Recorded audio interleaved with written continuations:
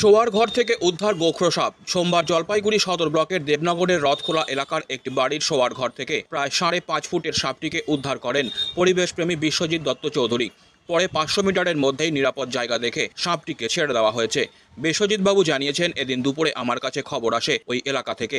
গিয়ে দেখা যায় পূর্ণবয়স্ক ওই গোখরা সাপটি ঘরের মধ্যে থাকা খুঁটি এবং টিনের মাঝামাঝি অবস্থায় আটকে রয়েছে। যেহেতু সাপটির যন্ত্রণা হচ্ছিল, তাই সে মাঝে মধ্যেই ছোবল মারার চেষ্টা করছিল। আমি প্রায় 20 মিনিটের চেষ্টায় খুব সাবধানে সেটিকে বার করে নিয়ে আসি। যেহেতু টানা কয়েকদিন বৃষ্টি হয়েছে, তাই সম্ভবত ঘরের মধ্যে আশ্রয় নিয়েছিল সাপটি।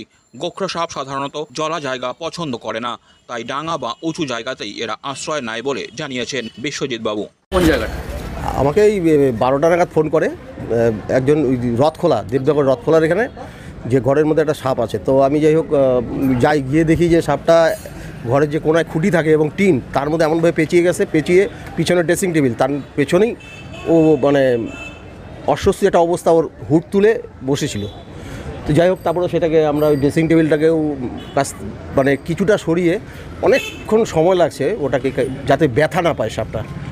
গোখরো সাপ ছিল প্রায় 5.5 ফুট লম্বা এবং বয়স্ক সাপ।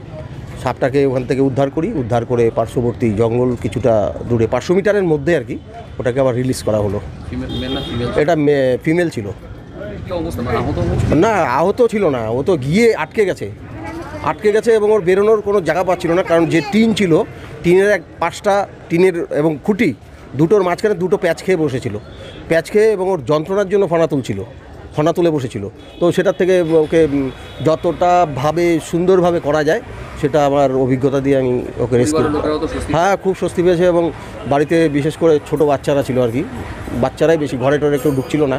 তারপর শোবার এটা প্রায় 20 মিনিটের মতো লাগছে আমার ওটাকে ওখান থেকে বের করতে, আঘাত না দিয়ে আর কি, যেভাবে বের করা যায় সেভাবে বের করতে।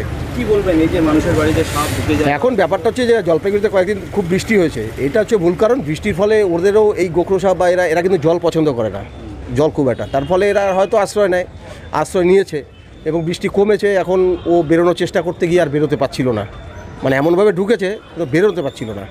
তো তারপরে ওকে উদ্ধার করা হয়েছে ওখান থেকে। Disclaimer. This channel may not promote any violent, harmful or legal activities. All content provided by this channel is meant for an educational purpose only.